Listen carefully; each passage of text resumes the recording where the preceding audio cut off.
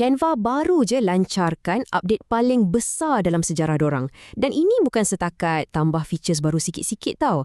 Ini adalah satu anjakan generasi yang direka untuk ubah sepenuhnya cara kita bekerja. Jom kita tengok apa yang best sangat pasal ni. Cuba fikir sekejap pasal cara kerja anda sekarang. Pernah tak rasa yang proses kreatif zaman sekarang ni macam huru-hara sikit?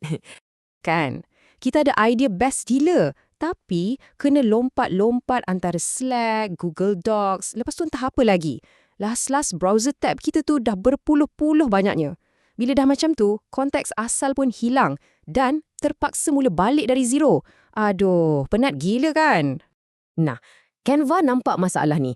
Masalah fragmentasi atau berterabur ni. Dan dorang percaya, benda ni boleh settle. Macam mana dorang mudahkan kerja desain 10 tahun lepas, dorang yakin mesti ada cara yang lebih baik untuk satukan semua benda ni. Dan nampaknya, memang betul-betul ramai orang perlukan penyelesaian ni. Bayangkan, features AI yang sedia ada dalam Canva tu dah digunakan lebih 27 bilion kali. Ini dah cukup membuktikan satu benda, orang bukan setakat nak AI, tapi dorang perlukan sangat-sangat satu penyelesaian yang lebih bersepadu. Jadi, apa jawapannya? Jom kita kenalkan Canva AI 2.0. Dan dengan ini bukan lagi sekadar tool, tapi ia dibayangkan sebagai rakan kreatif anda yang sebenar. Dan perbezaannya memang langit dengan bumi. Lupakan pasal hasil AI yang generate sekali je lepas tu tak boleh edit. Sekarang, kita ada lapisan yang boleh edit sepenuhnya. Tak payah dah lompat-lompat apps. Semuanya ada dalam satu workflow. Dan pasal hasil yang lari dari brand? Itu cerita lama. Sebab sekarang ada brand intelligence yang terbina dalam. Nak faham semua ni, analogi paling best adalah sebuah orkestra. Setiap feature AI tu ibarat satu instrumen muzik. Satu instrumen je mungkin dah bunyi sedap, tapi keajaiban sebenar berlaku bila semua instrumen tu main serentak dalam harmoni yang sempurna. Okey, instrumen pertama kita panggil agentic orchestration. Maksudnya apa?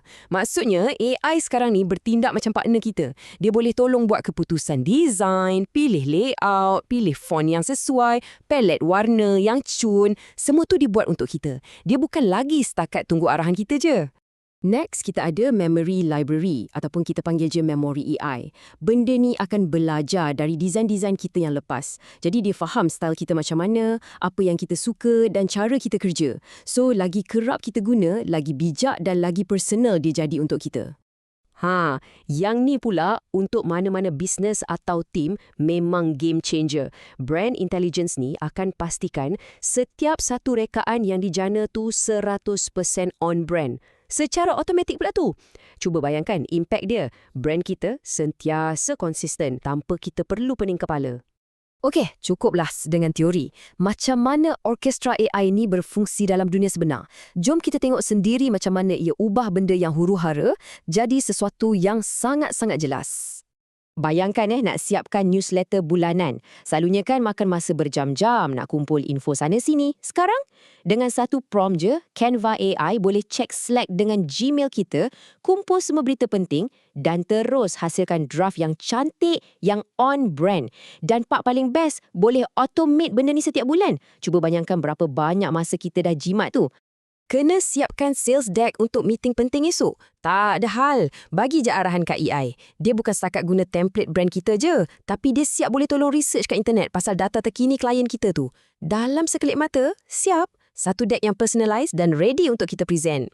Dan benda ni bukan untuk kerja je tau. Tengah plan kahwin ke? Cerita je VC anda kat AI dan dia boleh generate satu website interaktif yang lengkap. Tanpa perlu tahu satu baris kod pun. Dia boleh juga letak form untuk track RSVP tetamu. Dan semua data tu masuk terus dalam Canva Sheet. Senang kan?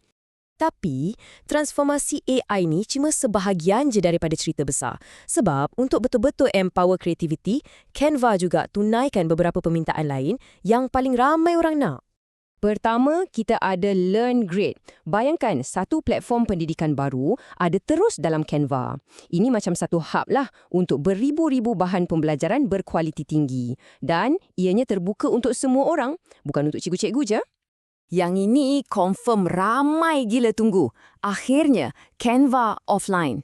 Yap, kita boleh terus design walaupun internet tak ada. Semua kerja kita tu akan sync secara automatik bila kita dah online balik. Lega betul. Pernah tak lepas design benda lawak gila, rasa macam nak print? Nah, The Print Shop yang baru ni memang mudahkan proses tu. Sekarang, kita boleh tukarkan idea digital kita tu jadi benda fizikal, macam business card ke, t-shirt ke, semua tu tanpa perlu keluar dari Canva. Jadi, bila kita gabungkan semua benda ni, partner AI yang bijak, features baru yang power, apa sebenarnya maksud semua ni untuk masa depan kreativiti? Semuanya berbalik kepada misi utama Canva, pelan 2 langkah dorang.